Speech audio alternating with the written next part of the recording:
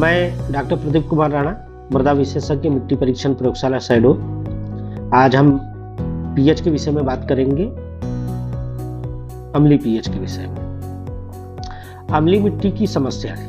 Number 1, अम्लीय मिट्टी में मैंगनीज, आयरन, एल्यूमिनियम ये तीनों की अधिकता हो जाएगी, ये तीनों तत्वों की। समस्या नंबर 2, फास्फोरस, मैग्नीशियम और कैल्शियम ये तत्वों की कमी हो जाती है। और तीसरी समस्या ये है कि जो नाइट्रोजन की बात करते हैं उनकी कमी हो जाएगी। चौथी बात अगर हम करें इसमें, तो जो जीवाश्म होते हैं उनकी क्रियाशीलता कम हो जाती है, क्रियाशीलता में कमी आती है। पांचवी अगर हम बात करते हैं कि अगर वर्षा वाला क्षेत्र है, अधिक वर्षा हो रही है, तो वहां पे जलमग्नता के कारण और मृदा के अपरदन के कारण इसकी अधिकता हो सकती है। ये हमारी समस्याएं हैं। और एक चीज और समझने वाली बात है कि अगर हमने फास्फोरस फर्टिलाइजर का प्रयोग किया है तो फास्फोरस फर्टिलाइजर को वो 10 से 15% ही अम्लीय मिट्टी में उपलब्ध हो पाता है।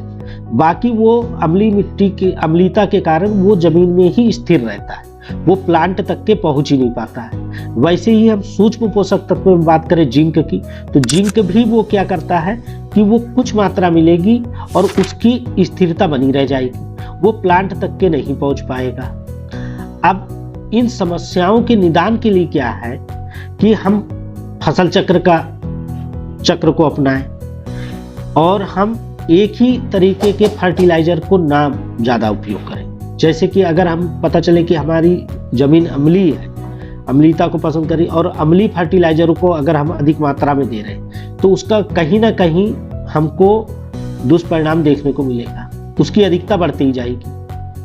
उसके लिए हमको संतुलित उर्वरकों का प्रयोग करना चाहिए, जीवाश्म युक्त उर्वरकों को प्रयोग करना चाहिए, खादों का प्रयोग करना चाहिए।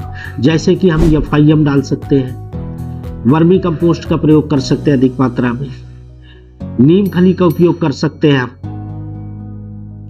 और हरी खाद का उपयोग कर सकते हैं, और जैव उर्वरकों का प्रयोग कर सकते हैं। जैव उर्वरकों का प्रयोग करने से वो बैक्टीरिया को बढ़ाएगा, उनकी क्रियाशीलता बढ़ जाएगी, जिससे जो फिक्सेशन होता है वहां पे वो चीजें कम हो जाएगी। और चूने का प्रयोग कर सकते हैं, चूना भी उसकी क्रियाशीलता को बढ़ाता है। अम्लीयता जो वहां पे जीवाणुओं की क्रियाशीलता कम हो गई है, निष्क्रिय है,